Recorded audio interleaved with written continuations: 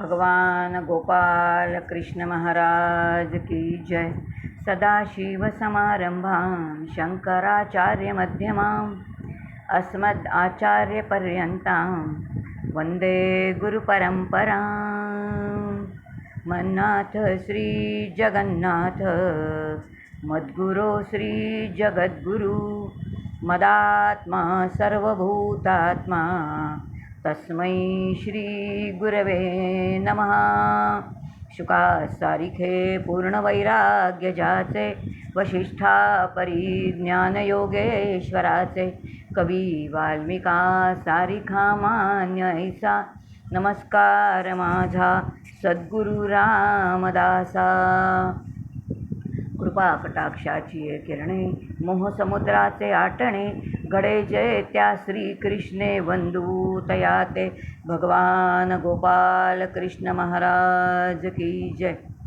नमोस्तु ते व्यास विशाल बुद्धे फुल्लारविंदयाय तपत्रनेत्र येन त्वया भारत तैलपूर्ण प्रज्वालितो ज्ञानमय प्रदीप्त वंशी विभूषित करान्नवनीरदाभात पीतांबरादरुणबिंब फलाधरोष्टात् पूर्णेन्द्र सुंदर मुखादरविंद नेत्रात् कृष्णात् परं किमपि तत्त्वमहं न जाने।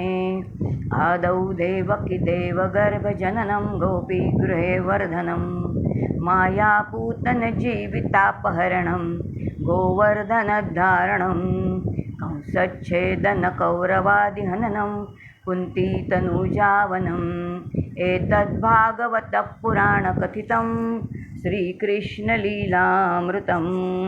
भगवान गोपाल कृष्ण महाराज की जय। भगवान गोपाल कृष्णाच्या चरणी वंदन करते, प्रभू रामाला वंदन करते, हनुमंताला वंदन करते, समर्थांना वंदन करते, सद्गुरूंना वंदन करते। समोर स्वामीजी बसलेले आहेत, परमपूज्य कृष्णानंद सरस्वती स्वामीजींच्या चरणी वंदन करते, आदरणीय दयानंद स्वामींच्या चरणी वंदन करते, सर्व श्रोत्यांना सप्रेम अभिवादन करते आणि आज हनुमान जयंतीच्या निमित्ताने सर्वांना विशेष शुभेच्छा देते। आणि आजचं जे आपलं भागवताचं चिंतन आहे ते आपण सुरू करू। गेले 3 दिवस आपण भागवतामधले अनेक विषय 2 सत्रामध्ये पाहिले। काल भागवतामध्ये असणारी नवविधा भक्ती जी आहे त्या नवविधा भक्तीला आपण सुरुवात केली। श्रवण भक्ती ज्याच्यामध्ये अद्वैताला अनुकूल त्याचा स्वीकार आहे आणि जे प्रतिकूल आहे त्याचा त्याग आहे। कीर्तन, कीर्तनामधलं वैयक्तिक संकीर्तन आणि सामुदायिक संकीर्तन। या कीर्तनामुळे होणारा अंतःकरणामध्ये भावाचं किंवा अंतःकरणाचं द्रवीभवन, आणि जेव्हा अंतःकरणाचं द्रवीभवन होतं तिथे अंतःकरण रिकामं आणि मोकळं होतं, आणि जिथे अंतःकरण मोकळं आणि रिकामं होतं तिथे भगवन नामस्मरण व्यवस्थित करता येतं। आणि म्हणून एक एक टप्पे आपण बघतोय। काल नामसाधना बघितली आपण, त्या नामसाधनेचं थोडं 1-2 मिनटं अजून बारकावे बघणार आहोत आणि मग आपण पुढच्या भक्तीमध्ये प्रविष्ट होणार आहोत। काल काही नामस्मरणाचे आपण प्रक्रिया बघितली। सच्चिद आनंद कशा प्राप्त होतो, परमात्मा सच्चिदानंद घन आणि म्हणून नामसुद्धा सच्चिदानंद घन आहे। असं परमात्म्याचं नाम घेतलं की साधकाला पहिल्यांदा आनंद तत्वाची प्राप्ती होते, मग चित तत्वाची प्राप्ती होते आणि मग त्यानंतर सत्तत्वाची प्राप्ती होते। आणि म्हणून नाम आणि नामी याचा अभेद आहे हा विचार आपण बघितला। त्याचबरोबर नाम आणि नामेचा अभेद आणि ही सगळी प्रक्रिया बघताना अजून एक विचार आपण बघायचा आहे की नाम, सगळे संत म्हणतात आयुष्यभर अखंड जर नाम घेतलं, मुखामध्ये जर नाम असेल तर अंतसमयी भगवंताचं नाम मुखात येण्याची शक्यता असते। अंते सामती सा गती किंवा अंते सा वृत्ती सा आकृती। देह सोडताना जी वृत्ती अंतःकरणामध्ये असेल, जे रूप अंतःकरणामध्ये असेल तेच आकृती, तेच स्वरूप जीवाला प्राप्त होतं। म्हणजे देह सोडताना जर मुखामध्ये नाम असेल तर पुढचा जन्म निदान नाम घेणारा मानव जन्म मिळेल एवढी स्वाधीनता, इतकं मोठं फळ कोणत्या साधनेचं आहे तर ते नामसाधनेचं आहे। आता पुढचा जन्म आपल्या स्वाधीन असणं, केवळ नामसाधनेने एवढं प्राप्त होणं, ह्याच्यापेक्षा आणखीन मोठं काय हवं? आपण म्हणतो नामसाधना फारच सोपी आहे. सोपी नाही, ती शास्त्रशुद्ध आपल्याला खूप काही देणारी आहे. आणि त्याचबरोबर तुमच्या अंतःसंचित जे आहे ते आपल्याला माहिती नाही किती आहे. एक संचिताचं गाठोडं घेऊन आपण आलेलो आहोत आणि त्या संचिताच्या गाठोडानुसार आपल्याला या जीवनामध्ये सुखदुःख मिळत असतं. आपण जर आपल्या जीवनाचा विचार केला तर अनेक सुखाचे क्षण आलेत आणि खरंच आपण प्रामाणिक असू तर लक्षात येतं हे सुखाचे क्षण मिळण्यासाठी मी काही पुण्यकर्म केलेलं नाही, किंवा मला या जीवनामध्ये दुःख आहे त्या दुःखासाठी सुद्धा कारणीभूत असं कोणतंही पापकर्म मी केलेलं नाही. मग जीवनामध्ये सुखदुःख कुठून मिळतं? याचाच अर्थ जीवनामध्ये जे सुखदुःख मिळतं ते गतजन्मीची केलेली काही कर्म आहेत जी फलाभिमुख झालेली नाहीत आणि ती या जन्मामध्ये फलाभिमुख झाली. याचा अर्थ संचित आहे. आपण लक्षावधी कर्म करतो या जगामध्ये, या जीवनामध्ये, ही सगळी संचितात जाऊन पडतात. कारण प्रत्येक कर्माचं फळ सुखदुःख रूपी जीवाला भोगावंच लागतं. मग या संचिताचं गाठोडं कसं जळणार? जर आत्मज्ञान झालं तर संचिताचं गाठोडं जळून जातं.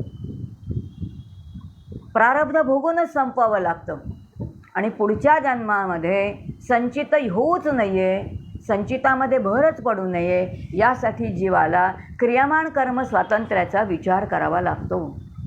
आणि म्हणून क्रियमाण कर्म स्वातंत्र्य म्हणजे काय आहे? नाम घेताना नाम घेऊन जर कर्म केलं तर त्या कर्माचा सुखदुःख रूपी लेप जीवाला लागत नाही आणि जीव त्या सुखदुःख रूपी कर्मापासून अलगद बाजूला होतो. ही प्रक्रिया आपल्याला या ठिकाणी शास्त्र सांगतं. कारण नाम घेणारा कोण आहे? शरीर नाम घेत नाही, कारण शरीर जड आहे. वाणी नाम घेत नाही, कारण वाणी ही जड आहे. मग या वाणीच्या पाठीमागे वाणीची वाणी म्हणजे जो जीव आहे, जो प्रतिबिंब रूप आहे आणि ह्या प्रतिबिंबाला बिंबाचा पूर्ण प्रकाश मिळालेला आहे, असा हा जीव जेव्हा नाम घेतो तेव्हा नाम घेणारा जीव शरीराच्या उपाधीच्या आतमध्ये आहे. त्यांनी केलेलं कर्म जे आहे ते जगामध्ये म्हणजे शरीराच्या उपाधीच्या बाहेर आहे. कर्म जगामध्ये आहे, कर्ता जीव शरीराच्या उपाधीच्या आतमध्ये आहे. आणि कर्म करताना जर जीवाने परमेश्वराचं नाम घेतलं तर परमात्मा ब्रह्मस्वरूप आहे आणि म्हणून कर्माचा लेप त्या जीवाला न लागता, शरीरातल्या जीवाला न लागता कोणाला लागतो? वैखरीमध्ये असणारं जे परमेश्वराचं नाम आहे त्या नामाला कर्माचा लेप लागतो आणि नामाला कर्माचा लेप लागतो म्हणजेच पर्यायाने नामाच्या नामीला कर्माचा लेप लागतो. आणि जेव्हा नामाच्या नामीला कर्माचा लेप लागतो तेव्हा जीव कर्मापासून अलग वेगळा होतो आणि जेव्हा जीव कर्मापासून वेगळा होतो तेव्हा त्या कर्माचं सुखदुःख रूपी फल जीवाला भोगावं लागत नाही आणि ते कर्म संचितात जाऊन भर पडत नाही. जेव्हा कर्माची संचितात भर पडण्याची प्रक्रिया थांबते तेव्हा जीव मोक्षाच्या दिशेने हळूहळू पुढे जातो. काय नामसाधनेचं फल आहे, काय संतांनी आपल्याला दिलेलं आहे, हे संतांचं देणं आहे आपल्याला. आणि म्हणून मुखामध्ये जर नाम असेल तर संत म्हणतात मुखी नाम हाती मोक्ष ऐशी साक्ष बहुतांची. मुखामध्ये जेव्हा परमात्म्याचं नाम आहे तेव्हा अंतःकरण वृत्ती नामाकार झालेली आहे. जर मी राम राम राम राम म्हणते तर माझी अंतःकरण वृत्ती रामाकार झाली आहे. जिथे वृत्ती रामाकार झालेली आहे तेव्हा ती प्रपंचाकार नाही, ती विषयाकार नाही. आणि जेव्हा वृत्ती विषयाकार नाही, वृत्ती प्रपंचाच्या आकाराची नाही, ती केवळ नामाकार झालेली आहे, तेव्हा वृत्ती नामाकार झालेली असल्यामुळे मी नामाकार झालेली आहे, प्रपंचाचा विसर पाडलेला आहे, हे तिला काहीही कळत नाही. जिथे स्वतःच्या स्वरूपाचं विस्मरणच नामाच्या साधनेने होऊन जातं नामामध्ये जर जीव रंगला असेल, दंग झाला असेल, एकरूप त्या नामाशी झालेला असेल, तर तो त्या तत्वाशीच एकरूप झालेला असतो. पण जीवाला अज्ञानाने हे काही कळत नाही. ते नाही कळलं तरी हरकत नाही. म्हणून संत म्हणतात, काही विचार करू नका. नाम कसं घेऊ, काय घेऊ, सकाळी घेऊ का संध्याकाळी घेऊ, माळ घेऊन घेऊ का कसं घेऊ, काही विचार करू नका. पेढा कुठूनही खाल्ला तरी जसा गोडच आहे, अगदी त्याप्रमाणे भगवन नामस्मरण कोणत्याही स्थितीमध्ये घ्या. त्याला कोणतीही उपाधीच नाही, त्याला स्नान पाहिजे असं नाही, काहीही नाही. आणि म्हणून गीतेमध्ये सांगितलं आहे, नाम जप यज्ञ तो परम, बाधू न सके स्नानादी कर्म. आंघोळ न करता नाम घेतलं तरी चालेल, धर्मकर्म केलं आणि धर्मकर्म करताना यज्ञयागादी कर्म करताना जर परमात्म्याचं नाम घेतलं तर ते अधिक फलदायी आहे. आणि म्हणून त्याला धर्म आणि अधर्माचा लेपच नाही आहे नामाला. म्हणून पुढचा जन्म मिळवायचा किंवा नाही हे ज्या नामाच्या स्वाधीन आहे, कर्माचा लेप न लावून घेणं हेच नामाच्या स्वाधीन आहे. असं श्रेष्ठ असणारं उपाधिरहित, ज्याला कोणतीच उपाधी नाही, एकट्या जीवाने एकट्या जीवाच्या उद्धारासाठी एकमेव केलेलं अंतरंगाचं साधन म्हणजे काय आहे, तर ती नामसाधन आहे. म्हणून ते नाम आहे. मग त्यानंतर हृदयामध्ये केलेला, हातामध्ये स्मरणी करून केलेला जप आहे. जो हृदयामध्ये जपावा लागतो त्याला जप म्हणतात. काल आपण मंत्र म्हणजे काय ते बघितलं, सोहम अजपा म्हणजे काय ते बघितलं. अशी ही समग्र नामसाधना जी आहे, त्या नामसाधनेमध्ये काल आपण बघितलं की कोणतंही परमेश्वराचं नाव असू दे, ओम नमः शिवाय असू दे, श्रीराम जय जय राम असू दे, दिगंबरा दिगंबरा असू दे, प्रत्येक त्या नामामध्ये 3 टप्पे आहेत की सगुण साकार, सगुण निराकार आणि निर्गुण निराकार. जसं आपण ते नाम घेतो, त्या नाम घेतल्यानंतर त्या त्या टप्प्याची जीवावरती कृपा होते. आणि मग सगुण साकाराचं जर अनुसंधान असेल तर तो स्थूल देहाचे भोग जे आहेत ते देण्याला बांधील आहे. नाम घेताना जर ईश्वराचं स्मरण असेल तर तो अंतःकरणाची शांती द्यायला काय आहे, तर तो बांधील आहे. मन शांत करायला तो बांधील आहे. आणि नाम घेताना जर निर्गुण निराकार ब्रह्मतत्वाचं अनुसंधान असेल किंवा चिंतन असेल तर तो निर्मलम निश्चलम शांतम निरामयम ब्रह्मतत्वाची ब्रह्मानुभूती देण्यासाठीच बंधनकारक आहे. एक नामसाधना जीवाला परिपूर्ण साधन द्यायला अत्यंत परिपूर्ण आहे. असा 3रा टप्पा कोणता आहे, तर तो विष्णू स्मरणम आपण बघितला. आणि आता यानंतर 4थी भक्ती जी आहे त्या 4थ्या भक्तीमध्ये आपण प्रवेश ठेवूया. 4थी भक्ती आहे ती म्हणजे पादसेवन भक्ती. बघितलं आपण, प्रत्येक भक्तीचे एक एक आचार्य आहेत. पादसेवन भक्तीचे आचार्य कोण आहेत? रमा सेवी पादांबुजे जाण जैसा. रमा साक्षात लक्ष्मी नारायणाच्या कुठे बसलेली आहे, तर ती त्याच्या चरणी बसलेली आहे. आणि अखंड ती त्याचं पादसंवहन करते, म्हणजे ती त्याचे पाय चेपते आहे. पादसेवन भक्ती ती करते आहे. चित्र आपण कायम बघतो, शेष अनंत नागावरती नारायण पहुडलेले आहेत आणि लक्ष्मी माता त्याच्या पायाशी बसलेली आहे. चित्र तर आपण बघतो. समर्थांचं एक अतिशय आवडीचं वाक्य आहे. समर्थ म्हणतात, विश्वाचा निर्माता कोण आहे, तो नारायण आहे. बुद्धिदाता नारायणू तयासी आपला कीजे. या नारायणाला जर आपलंसं केलं तर काय होईल? चरणी लक्ष्मी बसे. त्याच्या चरणामध्ये बसणारी जी लक्ष्मी आहे ती आपोआप तुमच्याकडे येईल. पण लक्ष्मी हवी असेल तर आधी नारायणाला आपलं करा. आपण उलटं करतो. आम्ही लक्ष्मीच्या मागे लागतो म्हणजे शक्तीच्या मागे लागतो, आणि शक्तीच्या मागे लागतो म्हणजेच आम्ही मायेच्या मागे लागतो. आम्हाला परमात्मा नको असतो. आता विचार करू, मला खरंच परमात्मा हवा आहे का परमात्म्याची शक्ती हवी आहे? महाभारत आणि भागवताचं चिंतन करतोय.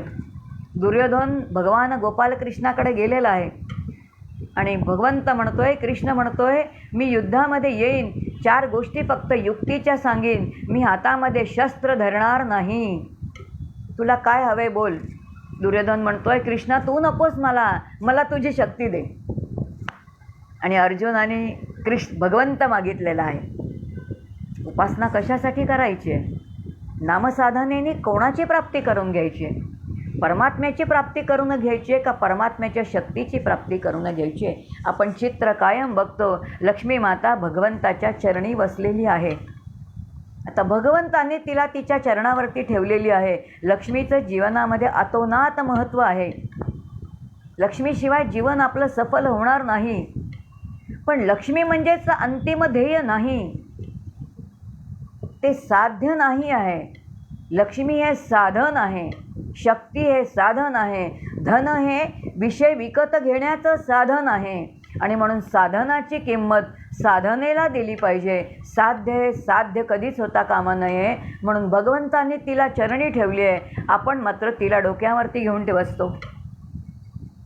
आणि परमात्मा मिळाला तर मिळाला तरी उत्तम आहे, नाही मिळाला तरी चालेल.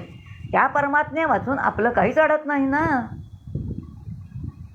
मग अशी पादसेवन भक्ती जी आहे, ती पादसेवन भक्ती कोणी केली आहे तर त्या रमाने केली आहे.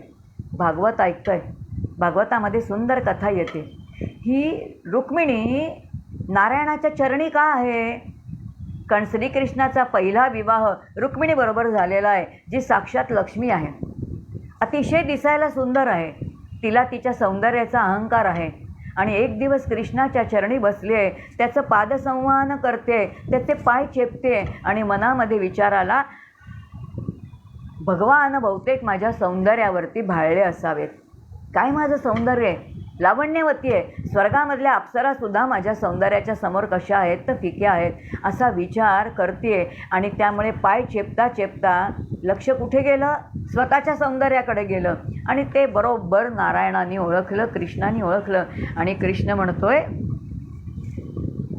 रुक्मिणी, मला असं वाटतं मी गवळी आहे, मी गवळ्याचं पोर, त्यामुळे तुझ्या सौंदर्याचं कौतुक मी कसं काय करणार?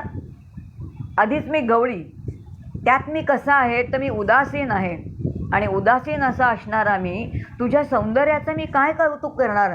त्यापेक्षा तू असं कर, एखाद्या क्षत्रिय राजाशी विवाह कर, म्हणजे जो अत्यंत शूर आहे, क्षत्रिय आहे, रजोगुणी आहे, तो तुझ्या सौंदर्याचं कौतुक करेल. एवढं ऐकलं आणि लक्ष्मी मातेला कळलं की प्रभू आपल्या सौंदर्यावरती लुब्ध नाहीत, प्रभू आपल्या गुणांवरती लुब्ध आहेत. आणि त्या क्षणी प्रभूच्या चरणी लक्ष्मी मातेने प्रार्थना घेतलेली आहे की आता या चरणांच्या शिवाय मी दुसऱ्या कोणत्याही चरणांचा आश्रय धरणार नाही.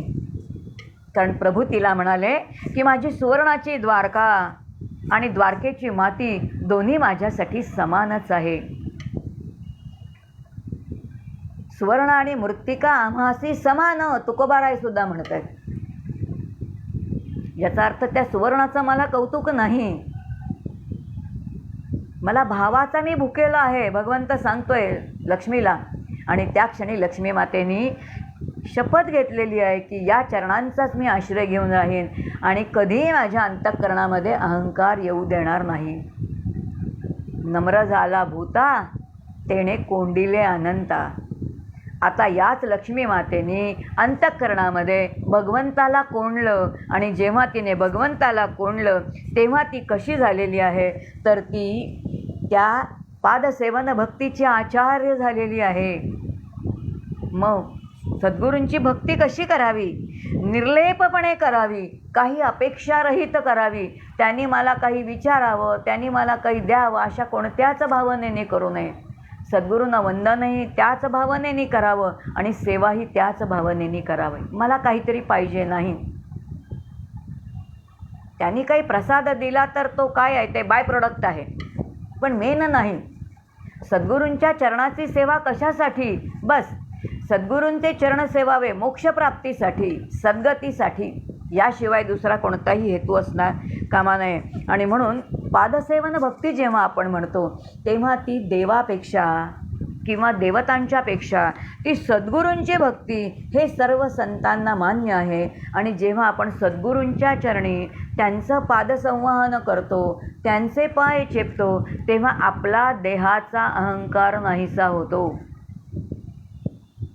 सद्गुरूंची सेवा ही सद्गुरूंना त्याची गरज नाही आहे, तुमची आमची गरज आहे, कारण आपल्या अहंकार लयाची तिथून सुरुवात होते आणि जिथे अहंकार लयाची सुरुवात होते स्थूल देहाचा विस्मरण व्हायला लागतं आणि स्थूल देहाचं विस्मरण होणं याचाच अर्थ स्थूल देहाविषयीची अनासक्ती येते आणि हळूहळू सूक्ष्म देहसुद्धा नकोच आता तो, कारण तिथे खूप विकार आहेत, तोही त्यांच्या चरणीच देऊन टाकायचा आहे. हा सगळा विचार कुठे येतो तर त्या सद्गुरूंच्या पादसेवन भक्तीमध्येच येतो. आणि म्हणून जीवाला अत्यंत निर्लेप अशी करणारी कोणती भक्ती आहे तर ती पादसेवन भक्ती आहे. कशासाठी करायची? शास्त्र असं म्हणतं, निरसावया जन्म मरण. तुमचा आमचा जन्ममरणाचा फेरा चुकवण्यासाठी पादसेवन भक्ती करायची आहे. भवसागर तरण्यासाठी.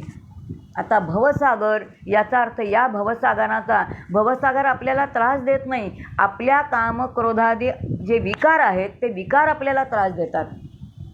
मग आता हे विकार काढून टाकले की बहिरंगातला भवसागर आपल्याला त्रास देत नाही. खूप छान एक दृष्टांत दिलाय. रज्जूवरती दिसणारा सर्प आहे. अंधारामध्ये अर्धवट अंधार असेल तर दोरीवरती सर्प वाटतं, सर्पाची भीती वाटते आणि म्हणून आपण 4 पावलं मागे सरकतो. पण जेव्हा त्या दोरीवरती लख्ख उजेड पडतो तेव्हा कळतं की अरे ही तर दोरी आहे, याच्यावरती सर्प नाही. तेव्हा त्याची भीती निघून जाते आणि जेव्हा भीती निघून जाते तेव्हा अज्ञानही निघून जातं आणि मग अज्ञान निघून गेल्यानंतर ज्याची भीती राहिली होती, ज्याच्यामुळे होती, ते सगळंच्या सगळं निघून जातं. याचाच अर्थ भवसागरामध्ये भीती कोणामुळे आली? सर्प कुठून निर्माण झाला? आपल्या अंतःकरणावरती पूर्वीचे असणारे जे काही मरणाचे ठसे आहेत की सर्पासारखा एक आहे प्राणी सरपटणारा, जो चावला की काय होतं, विषदंश होतो आणि मृत्यू होतो. हे पूर्वज्ञान आहे, म्हणून आपण घाबरलो.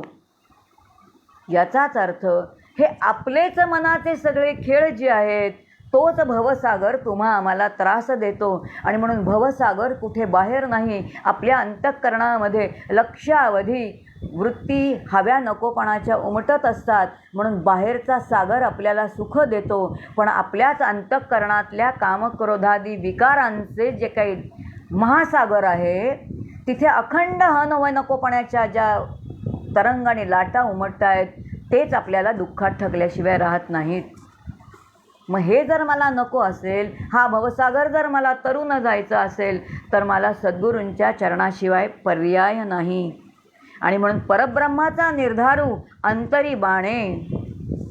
सद्गुरूंच्या चरणी जाईपर्यंत ब्रह्म नामाचं तत्व आहे, परमात्मा आहे, तो सर्वत्र आहे, तो प्रगट आहे. प्रगट रामाचे निशाण, राम सर्वत्र प्रगट आहे. ते बघण्यासाठी तो अप्रगट तुमच्या माझ्याकडून आहे, कारण ती बघण्याची स्वच्छ दृष्टी तुम्हाला आम्हाला मिळाली नाही. ती केव्हा मिळेल?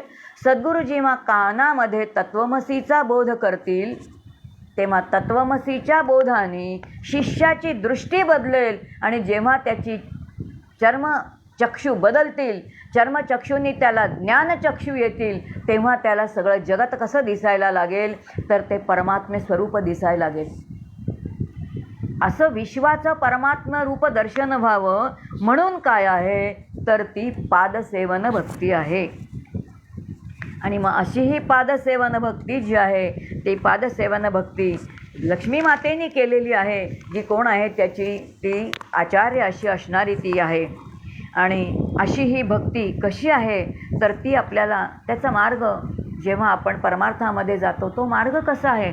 मार्गरहित पंथ आहे. जसा आकाशातून एका पक्षी गेला तर तो मार्ग दाखवता येत नाही. एखादी कार रस्त्यावरनं गेली तर आपल्याला बघितलं गुगलवरती कळतं काल कार कशी गेली. पक्षी आकाशातून गेलेला कळतं का? फ्लाईट एरोप्लेन गेलेलं कळतं, कारण त्याला अँगल्स आहेत. पक्षाला कुठे अँगल आहेत? एखादा मासा आहे पाण्यामध्ये सरसर सरसर पोहत जातो, त्याचा मार्ग हुडकता येतो का आपल्याला? तो मार्गरहित पंथ आहे. तसा साधक जेव्हा परमात्मे प्राप्तीसाठी काही साधना करतो तेव्हा तो मार्ग उपाधिरहित असतो. तो कसा असतो काही कळत नाही, पण त्याचे काही ठोकताळे संतांनी दिलेले आहेत. त्या संतांनी दिलेल्या त्या मार्गावरून जसे माइलस्टोन असतात, त्या संतांच्या अनुभवांच्या माईलस्टोनवरून तुम्हा आम्हाला भक्तांना हळूहळू पुढे जायचं आहे. आणि म्हणून या ठिकाणी भागवत म्हणतं की महर्षी व्यास आपल्याला सांगतायत की संत आणि सद्गुरूंचं काय केलं पाहिजे, तर पादसेवन भक्ती जी आहे त्या चौथ्या टप्प्यावरती आपल्याला आलं पाहिजे. आणि मग त्या चौथ्या टप्प्यानंतर पादसेवन भक्तीनंतरची जी भक्ती आहे ती अर्चन भक्ती आहे. अर्चन भक्तीमध्ये देवाचं पूजन करायचं आहे. आत्मनिवेदन भक्ती हे साधकाच्या भक्ताचं ध्येय आहे. आत्मनिवेदन भक्तीमध्ये पुन्हा 3 टप्पे आहेत. जड आहे, चंचळ आहे आणि निश्चळ आहे. शेवटच्या आत्मनिवेदन भक्तीमध्ये सुद्धा सूक्ष्म आणखीन 3 पदर आहेत. पण आत्मनिवेदन भक्तीची तयारी कुठून सुरू होते, तर ती अर्चन भक्तीमध्ये होते. आणि म्हणून अर्चन भक्तीमध्ये परमात्म्याच्या साक्षात्कारासाठी माणसाला माणूसपणाच्या पलीकडे उडी घ्यावी लागते. आणि जेव्हा त्याचा माणसाचा माणूसपणा निघून जातो, तो परमात्म्याला जाऊन झोंबतो, तेव्हा तो ज्ञान आणि योग या दोन्हीवरती आरूढ होतो. आणि जेव्हा ज्ञान आणि योग याच्यावरती आरूढ होतो, तेव्हा तो खरं परमात्म्यावरती प्रेम करायला शिकतो.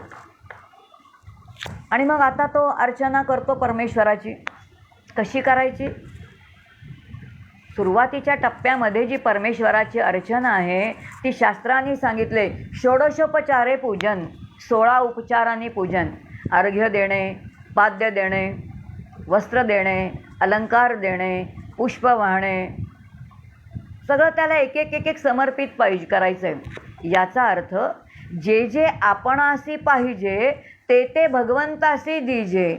जे जे मला पाहिजे, मला उठल्याबरोबर चहा पाहिजे, देतो का हो भगवंताला चहा? देत असतो तर फार उत्तम आहे. आमच्याकडे आम्ही लहान होतो, घरामध्ये आजी होती.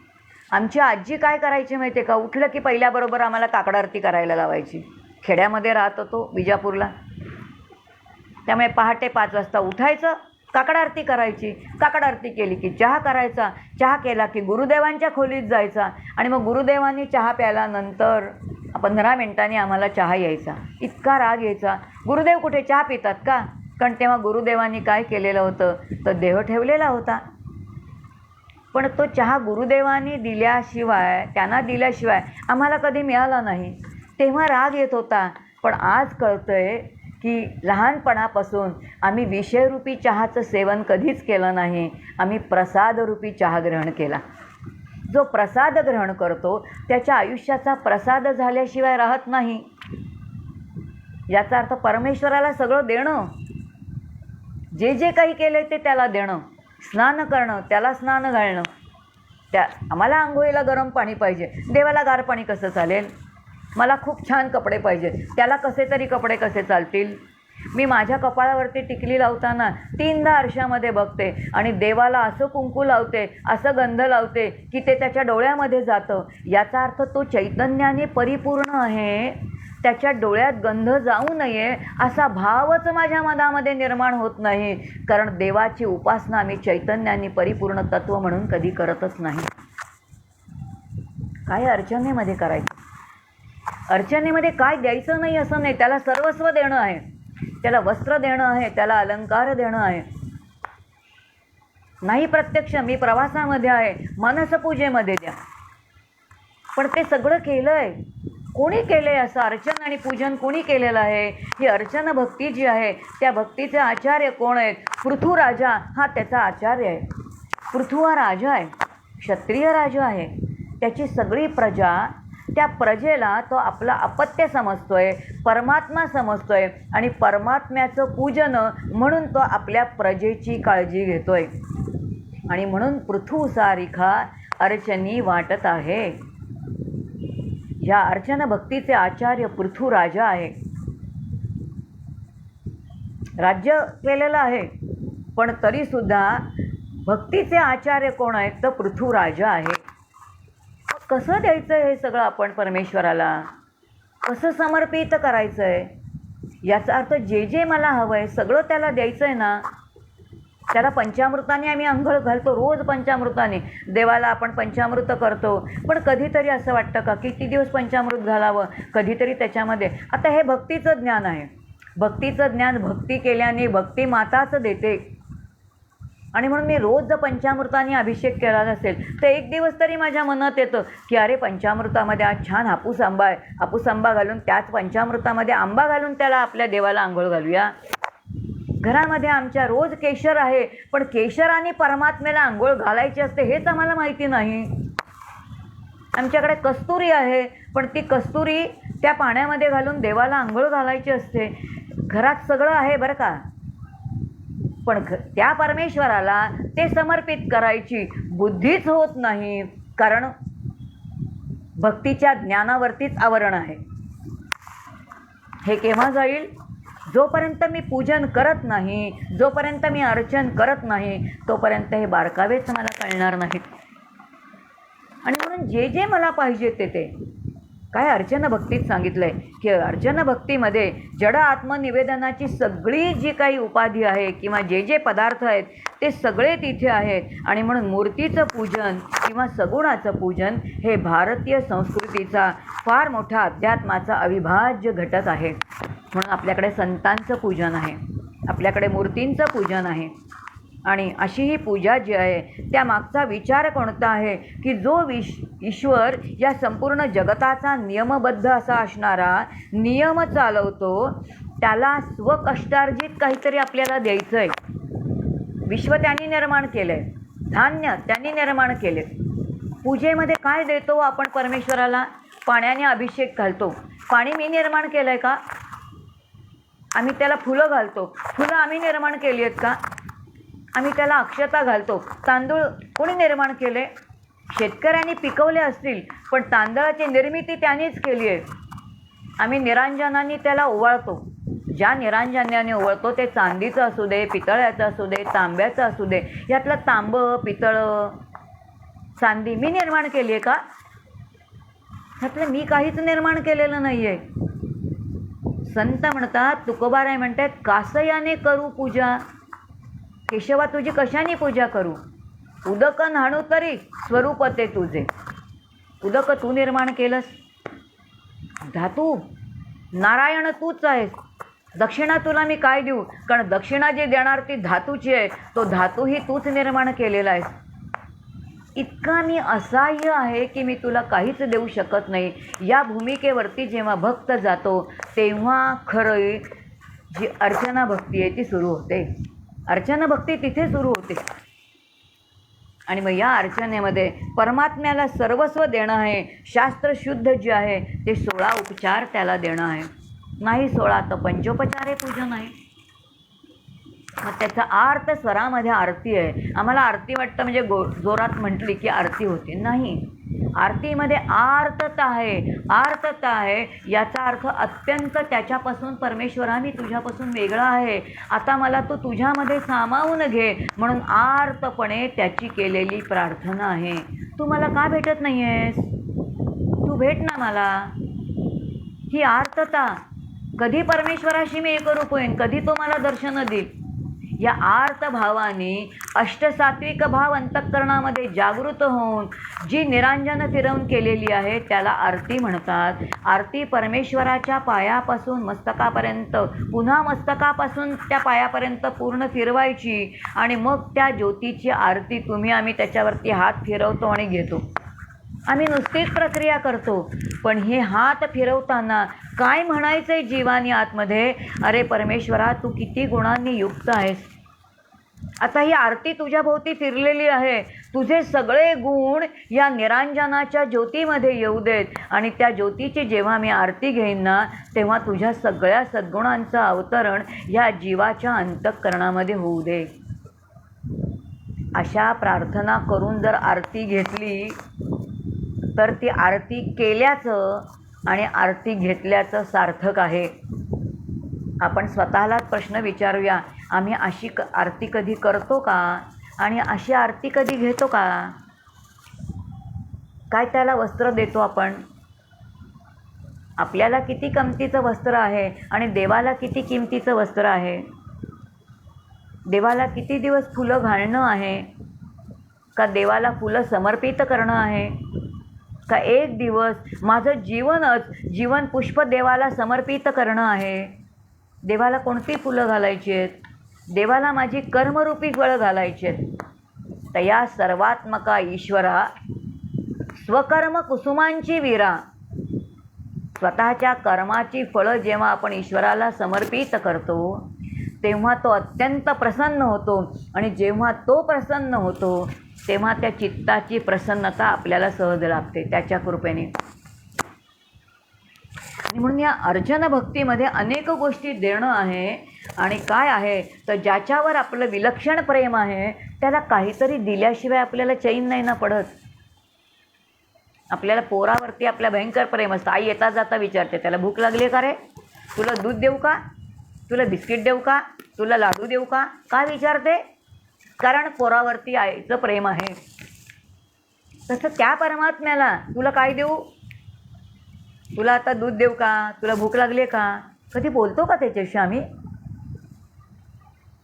अर्चन भक्तीमध्ये अपेक्षित आहे बरं का, जे जे मला हवं आहे, मला भूक लागली आहे तर त्यालाही भूक, कारण त्याला सगुणात आणलं आहे ना आपण.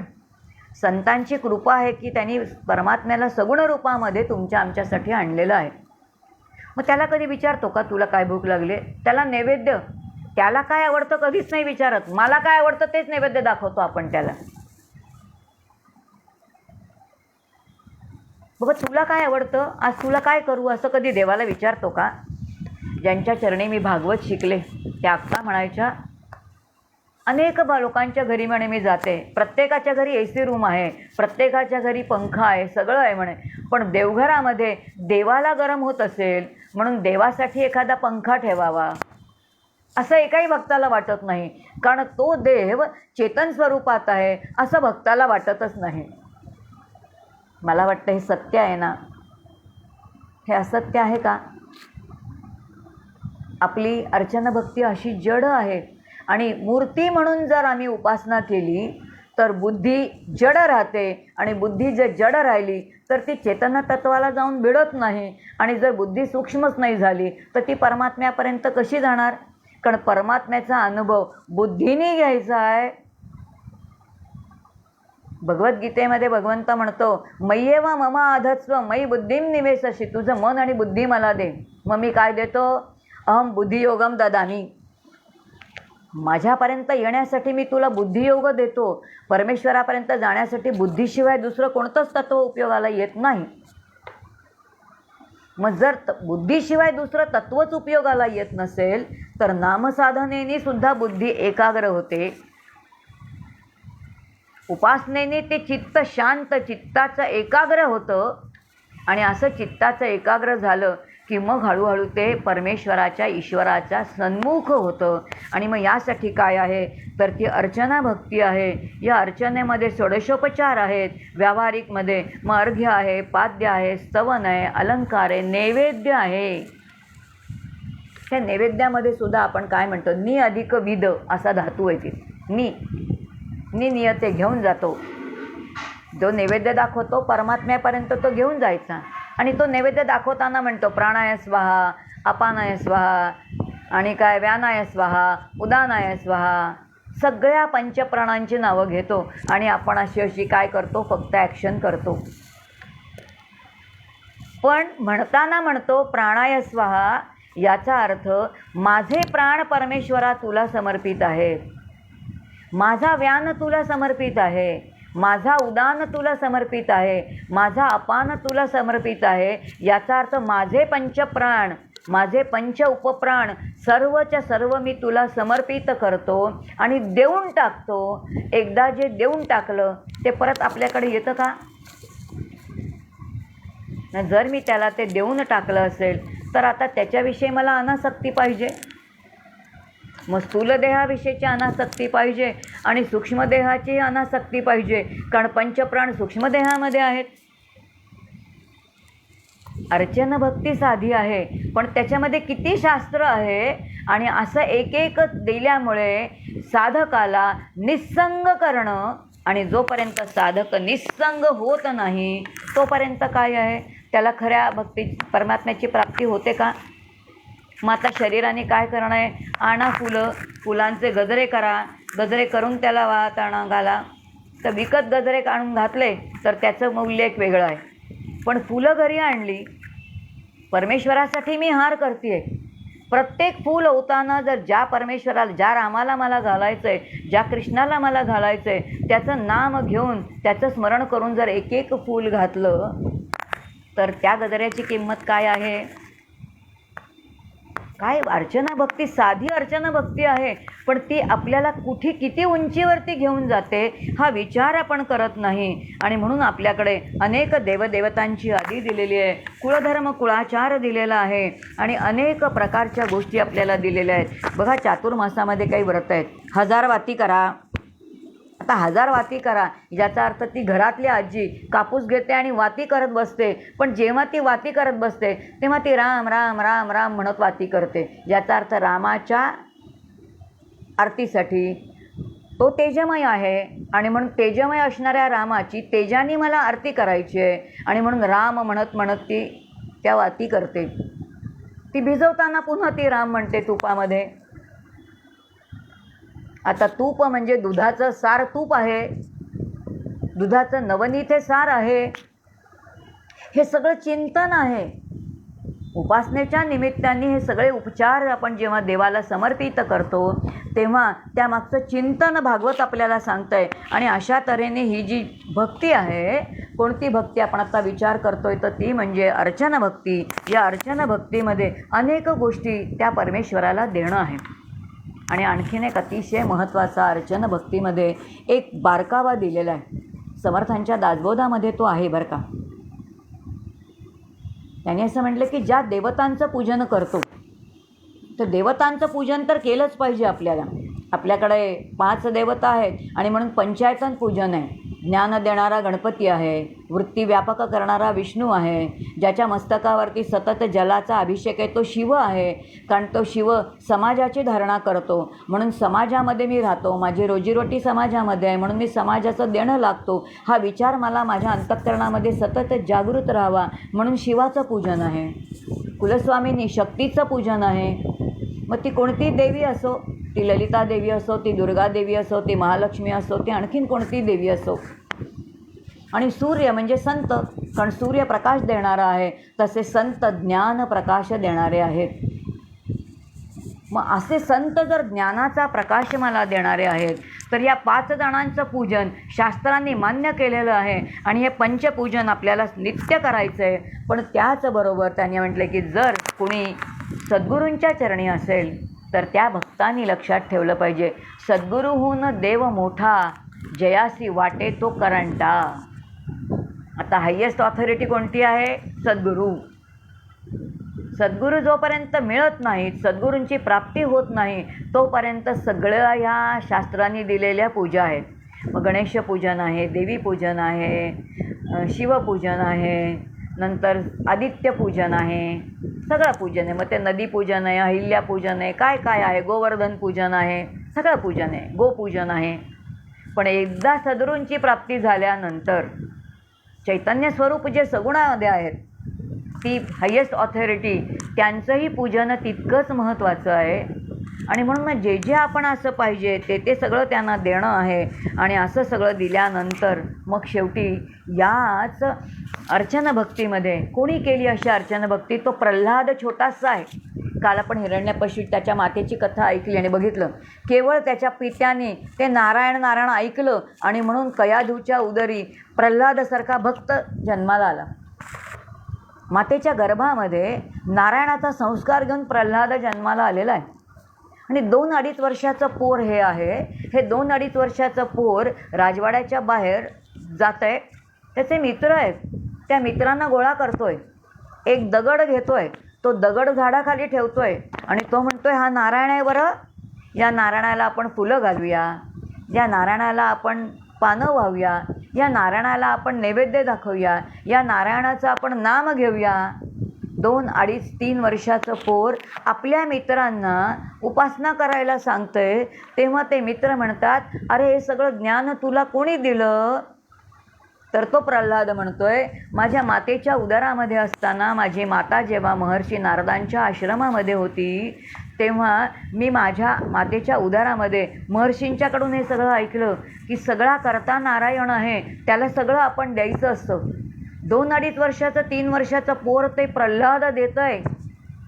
आपण आता 50-60ला आलो तरी आपल्याला सर्वस्व देवाला देता येतं का हो? विचार करूया बरं. उत्तर जर मीच मला विचारलं तर त्याचं उत्तर नाही आहे बरं का. देतो का आपण सर्वस्व त्याला? नाही देता येत. याचा असं काय अर्चन आणि पूजन.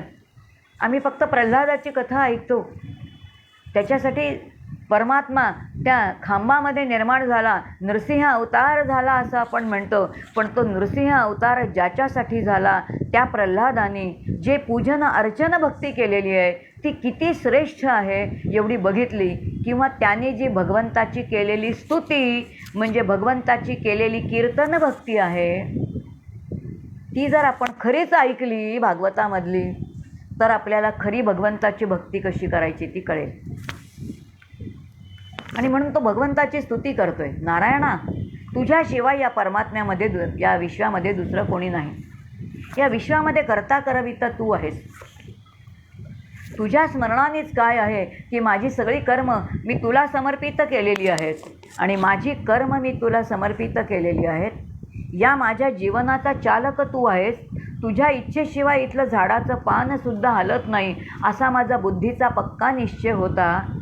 असा त्या प्रल्हादाचा भाव होता. तो सगळ्या ठिकाणी आहे, सर्वत्र आहे. आणि म्हणून त्याचे पिता त्याला विचारतायत की तुझा हा कुठे तुझा नारायण या खांबात आहे का? प्रल्हाद म्हणतोय होय. आणि म्हणून हिरण्यकश्यपूने खांबाला लाथ मारली तेव्हा भगवंताला त्याच खांबामध्ये प्रगट व्हावं लागलं, कारण त्याच्या भक्तांनी त्याला दिलेलं वचन होतं. सांगितलं होतं या खांबात माझा नारायण आहे. भक्ताच्या वचनाची लाज राखण्यासाठी भगवंत नरहरी त्या नृसिंह अवतारामध्ये त्या खांबामध्ये प्रगटलेले आहेत. कशाचा परिणाम आहे? अर्चना भक्तीचा परिणाम आहे. या बालकाने अर्चना केलेली आहे, भगवंताचं स्तवन केलेलं आहे म्हणजे कीर्तन केलेलं आहे, संकीर्तन केलेलं आहे, त्याचं नाम घेतलेलं आहे, कर्म समर्पित त्याला केलेलं आहे. याचा अर्थ ह्या ज्या नवविधा भक्तीचे जे टप्पे आपल्याला दिलेत एकच कोणती जरी केली तरीसुद्धा भगवंताचं सगुण साक्षात्कारापर्यंत साधकाला काय करता येतं तर ते मजल मारता येते. आणि या ठिकाणी आणखीन एक खूप छान विचार येतो, तो म्हणजे मानसपूजा सगळ्यात श्रेष्ठ आहे. प्रत्यक्ष पूजेपेक्षा मानसपूजा अतिशय श्रेष्ठ आहे. कारण सूक्ष्म इंद्रियांनी केलेली पूजा सूक्ष्म देवदेवतांपर्यंत फार लवकर जाऊन पोचते. आणि म्हणून स्थूल शरीराने केलेल्या पूजेपेक्षा मग रोज आपण काय करायचं आहे? रोज मानसपूजाच करायची का? असं नाही, रोज देवाची पूजा करायचीच आहे. गोविंदगिरी महाराज म्हणतात 15 दिवसांनी देवाची सागर संगीत पूजा केली तरी रोज देवाला निदान तुमचा चेहरा तरी दाखवा, म्हणजे त्या भक्ताला कळलं पाहिजे कोणाचं रक्षण मी करायचं आहे. तुम्ही देवाचं दर्शन घ्या म्हणत नाहीत बरं का. गोविंदगिरी महाराज म्हणतात तुमचा चेहरा त्या देवाला दाखवा, तेवढी तरी कृपा देवावरती करा. याचा अर्थ किती आम्ही अज्ञानी आहोत. मग मानसपूजा जी आहे, मग मानसपूजेत जे जे आपण असं पाहिजे ते ते भगवंत असं दिजे, कल्पून वाहिजे येणे प्रकारे की जे मानसपूजा. म्हणून जे जे मला हवे, मला उत्तम वस्त्र पाहिजे, देवाला उत्तम वस्त्र आहे. कधीपर्यंत देवाला वस्त्र घालायचं आहे? सारखं मला वाटतं नवीन मैत्रिणीची साडी बघितली की मला असं वाटतं मला नवीन साडी हवी आहे. जोपर्यंत मला नवीन साडी हवी आहे असं वाटतंय तोपर्यंत देवीला साडी नेसवली पाहिजे. जोपर्यंत मला डोक्यामध्ये गजरे माळावेसे वाटत आहेत, फुलं घालावेशी वाटत आहेत, तोपर्यंत देवाला फुलं घातली पाहिजेत. देवाला सुगंधी फुलं घातली पाहिजेत. सुगंधी फुलं हे शुद्ध कर्माचं प्रतीक आहे. एक दिवस मग इतकी अनासक्ती येऊन जाते की त्या वस्त्राचं काही असलं तरी काय नसलं तरी काय, समाजामध्ये राहतो म्हणून वस्त्र घालतो, पण ते असंच असलं पाहिजे, तसंच असलं पाहिजे, सगळं निघून जातं.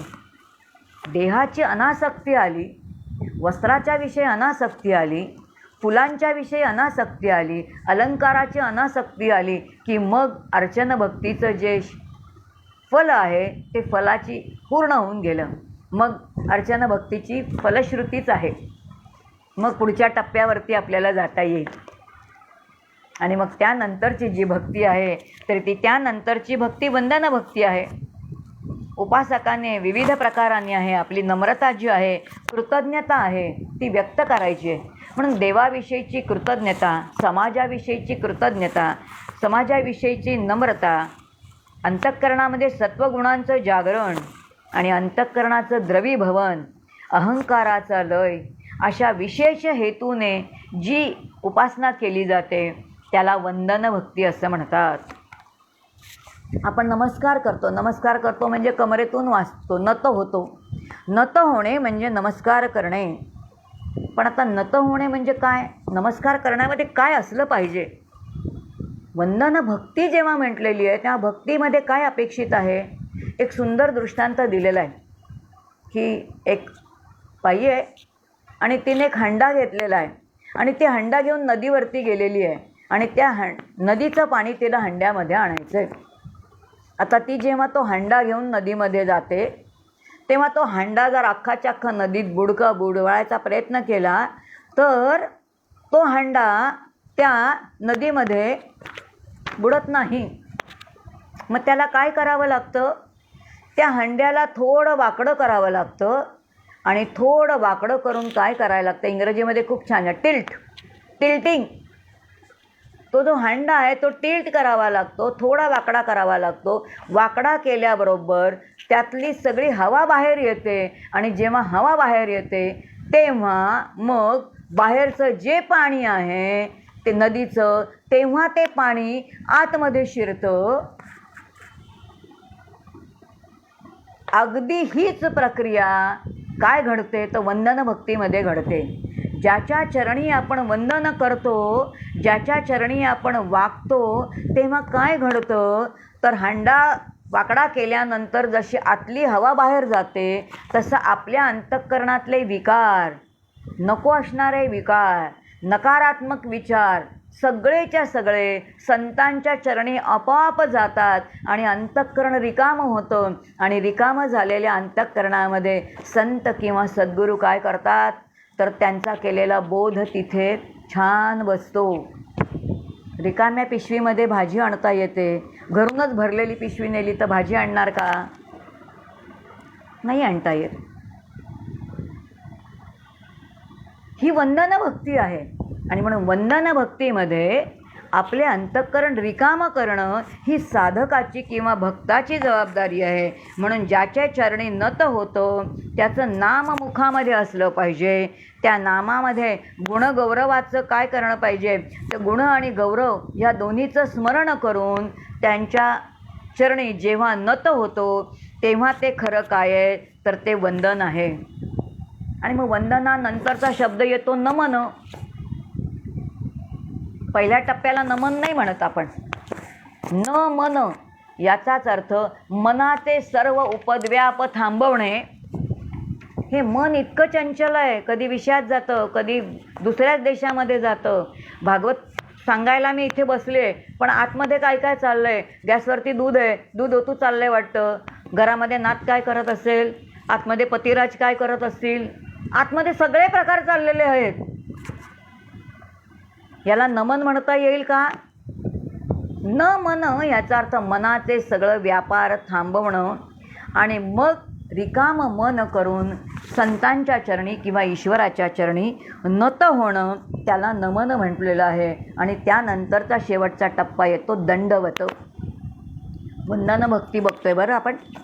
दंडवत याचा अर्थ दंड, काठी. ही काठी जेव्हा उभी राहते तेव्हा कशाच्या तरी आधाराने उभी राहते, तिला बांधून ठेवायला लागतं, नाहीतर ती काठी कशी पण पडते. तसं काठी जशी आधाराशिवाय राहिली तर ती पडते, तसं भक्तांनी किंवा साधकांनी ईश्वराच्या समोर आपला देह दंडाप्रमाणे झोकून देणं आणि तो झोकून देताना देहाचा अहंकार सोडणं, बुद्धीचा अहंकार सोडणं, शिक्षणाचा अहंकार सोडणं, प्रतिष्ठेचा अहंकार सोडणं, आपली जी कीर्ती आहे त्या कीर्तीचा अहंकार सोडणं, धनाचा अहंकार सोडणं, नातेवाईकांचा संग सोडणं, हे सगळं सोडून जेव्हा एखाद्या काठीप्रमाणे संतांच्या चरणावरती आपण पडतो तेव्हा त्याला साष्टांग दंडवत म्हणतात. आणि वैशिष्ट्य असं आहे की जेव्हा साष्टांग दंडवत घालतो तेव्हा आपण जेव्हा बसलेलो असतो, आपण जेव्हा उभे असतो तेव्हा आपली सावली पडते. आणि सावली म्हणजे काय? सावली म्हणजे छाया. छाया म्हणजे प्रातिभासिक सत्ता. प्रातिभासिक सत्ता म्हणजेच माया. ही माया तुम्हाला आम्हाला बाधते. पण जेव्हा आपण साष्टांग वंदन घालतो तेव्हा माया निवृत्त होते. कुणामुळे निवृत्त होते? ज्याच्या चरणी वंदन करतो त्या संतांमुळे, त्या सद्गुरूंच्या कृपा प्रसादाने माया निवृत्त होते. आणि जेव्हा माया निवृत्त होते तेव्हा त्या मायेचं अस्तित्वच राहत नाही. जिथे मायेचं अस्तित्व नाही तिथे भक्त स्वस्वरूपात जाऊन सहज पोचतो. काय लागतं वंदन भक्तीला? कोणतीच उपाधी नाही. 2 हस्तक 1 मस्तक. ह्याच्या पलीकडे वंदन भक्तीला काहीच लागत नाही. आणि केवळ भावाने जेव्हा आपण साष्टांग दंडवत घालतो तेव्हा परिपूर्णपणे माया निवृत्त होते असं या ठिकाणी शास्त्रवचन सांगतं. आणि म्हणून वंदन भक्ती जी आहे ती वंदन भक्ती साधकांनी केली पाहिजे. अनेक जणांनी ती जाणीवपूर्वक केली आहे. वंदन भक्तीचे आचार्य कोण आहेत? अक्रूरजी वंदन भक्तीचे आचार्य आहेत. भागवतामध्ये कथा येते ज्यावेळेला कृष्ण आणि बलराम गोकुळामध्ये आहेत. खूप लीला केल्यात तिकडे आणि त्यांना आता मथुरेत आणायचं आहे. आणि म्हणून कंसाने आज्ञा केली अक्रूरांना की जा आणि काय करा. तर गोकुळवासी नंतर कुठे होते? तर ते वृंदावनामध्ये होते. आणि वृंदावनामध्ये जाऊन या दोन्ही बालकांना घेऊन या. म्हणजे आपण काय करू? भैरवाची, काळभैरवाची पूजा करू आणि भैरवाला बळी द्यायचा असतो म्हणून कृष्ण आणि बलरामाचा बळी देऊया. इतका दुष्ट कपट हेतू होता. पाठवलंय कोणाला? अक्रूर महाराजांना पाठवले, जे अत्यंत साधू वृत्तीचे आहेत, संत वृत्तीचे आहेत. असे अक्रूर जेव्हा त्या वृंदावनाच्या वाळवंटामध्ये गेलेत, यमुना नदीच्या किनारी गेलेत, तेव्हा मनामध्ये आले की भगवंताच्या दर्शनाला चाललेलो आहे, रथ घेऊन जाणं योग्य नाही. पायातले जोडे म्हणजे अहंकाराचं प्रतीक आहे म्हणून जोडे रथामध्ये काढून ठेवलेत. रथ, देहरूपी रथ, देहाची आसक्ती, तीही रथ बाजूला काढून ठेवला. आणि अक्रूर महाराज यमुनेच्या तीरी उतरलेत आणि साष्टांग दंडवत घालतायत. जिथे मस्तक येईल तिथे हाताने खूण करायची, पुन्हा त्या जागेवरती उभं राहायचं, तिथून साष्टांग नमस्कार करायचं, पुढे जायचं. असं साष्टांग दंडवत घालत घालत घालत घालत घालत अक्रूर महाराज कुठे गेलेत? तर त्या बालकृष्णाचं दर्शन, 7-8 वर्षाचं पोर आहे ते, त्या 8 वर्षाच्या पोराला बघायला अत्यंत ज्येष्ठ असे असणारे अक्रूर महाराज वंदन भक्ती वंदन करत करत साष्टांग दंडवत घालत घालत कोणाकडे गेलेत? तर कृष्णाकडे गेले. आणि म्हणून वंदन भक्तीचे आचार्य ते आहेत. कसं वंदन केलं पाहिजे? अक्रूर महाराजांनी जशा चपला काढून ठेवल्या, देहाचा अहंकार काढून ठेवला, रथ काढून ठेवला, चामरं काढून ठेवली, वस्त्र काढून ठेवली, शाल काढून ठेवली, आपलं सगळं वैभव जे आहे ते बाजूला ठेवलं आणि केवळ आता परमात्म्या मी तुला शरण येतोय या एकाच भावनेने अक्रूरजी कुठे गेलेत? तर वृंदावनामध्ये त्या कृष्ण आणि बलरामाकडे गेलेत. अशा प्रकारचं वंदन आम्ही करतो का? वंदन करताना आतमध्ये असा भाव आहे का की एक तर माझा अहंकार गेला पाहिजे, माझा देहाची प्रीती कमी झाली पाहिजे, असा विचार करून आम्ही नमस्कारच करत नाही. आणि शास्त्र असं म्हणतं की असा नमस्कार केल्याशिवाय ती भक्ती सिद्ध होत नाही. कारण वंदन ही भक्ती आहे. कारण त्या भक्तीचं वैशिष्ट्य असं सांगितलं आहे, परमान्याय करून आला. एखाद्याने खूप मोठा अन्याय केला जसा त्या रत्नाकरांनी केलेला होता, पण तरीसुद्धा जेव्हा वाल्मिकींना शरण आला, नारदांना शरण आला, वाल्या जेव्हा रत्नाकर जेव्हा नारदांना शरण आला तेव्हा तो रत्नाकर होता, दस्यू होता, डाकू होता. पण शरण येऊन जेव्हा त्यांनी वंदन केलं तेव्हा परमान्याय करून आला आणि साष्टांग नमस्कार घातला, तरी तो अन्याय क्षमा केला पाहिजे. श्रोती, एवढा अन्याय केलेला असताना सुद्धा नारदांनी रत्नाकराला क्षमा केलेली आहे आणि क्षमा करून त्याला रामनाम दिलेलं आहे. ज्या रामनामाच्या साह्याने रामनाम घेता घेता शरीरावरती वाल्मिक म्हणजे वारूळ झालं आणि देह सतेज झाला. परिपूर्ण ज्ञान अंतरंगामध्ये उमटलं. देववाणी जिव्हेवरती आली शारदेच्या कृपेने आणि मग रामायणासारखा ग्रंथ ज्यांच्या हातून लिहून घेतला गेला. अत्यंत जरी पतित असणारा जीव आहे तरी तो नामाने पावन होतो. तो दंडवत ज्याच्या चरणी घालतो तो कृपा केलीच पाहिजे असं शास्त्र सांगतंय. आणि म्हणून परमान्याय करून आला आणि साष्टांग नमस्कार घातला तरी तो अन्याय क्षमा केला पाहिजे श्रोती. काय वंदन भक्तीचं सामर्थ्य आहे. आणि अशा या वंदन भक्तीचे आचार्य कोण आहेत तर ते अक्रूर महाराज आहेत. आणि अशी वंदन भक्ती तुकोबारायांनी काही वर्ष स्वीकारलेली आहे, जाणीवपूर्वक त्यांनी केलेली आहे. आणि याच वंदन भक्तीच्या साह्याने त्यांनी मंबाजीचं हृदय परिवर्तन केलं. श्री समर्थांनी सतीबाई ज्या आहेत त्या सतीबाई शहापूरकरांचं हृदय परिवर्तन केवळ वंदन भक्तीने केलेलं आहे. याचा अर्थ एकच वंदन भक्ती भक्ताच्या अंतःकरणाचं परिपूर्णपणे अंतरंगाचं परिवर्तन करायला समर्थ अशी असणारी ती भक्ती आहे. आणि म्हणून या भक्तीचा ज्यानी ज्यानी आधार घेतला ते कसे झालेत तर ते जीवनमुक्तीपर्यंतचा प्रवास करू शकतात असं भागवतामध्ये या नवविधा भक्तीचं वर्णन करताना सांगितलेलं आहे. आज आपण 3 भक्ती बघितल्या, ज्याच्यामध्ये थोडी नामस्मरण भक्ती बघितली, त्यानंतर पादसेवन भक्ती बघितली, अर्चना भक्ती बघितली आणि वंदन भक्ती बघितली. दुपारच्या सत्रामध्ये आपण दास्य भक्ती, सख्य भक्ती आणि आत्मनिवेदन भक्ती बघणार आहोत. पण आज हनुमंताचं जन्मोत्सव आहे आणि त्यामुळे आपण हनुमंताचं चरित्र दुपारच्या सत्रामध्ये बघूया, कारण तो दास्य भक्तीचा आचार्य आहे. आत्ताची सगळी सेवा भगवान गोपालकृष्णांच्या चरणी आणि स्वामींच्या चरणी, स्वामी कृष्णानंदांच्या चरणी समर्पित करते आणि माझ्या शब्दांना विराम देते. ओम नमो भगवते वासुदेवाय. ओम नमो भगवते वासुदेवाय. ओम नमो भगवते वासुदेवाय. ओम नमो भगवते वासुदेवाय. ओम नमो भगवते वासुदेवाय. भगवान गोपाल कृष्ण महाराज की जय. हरि ओम तत्सत.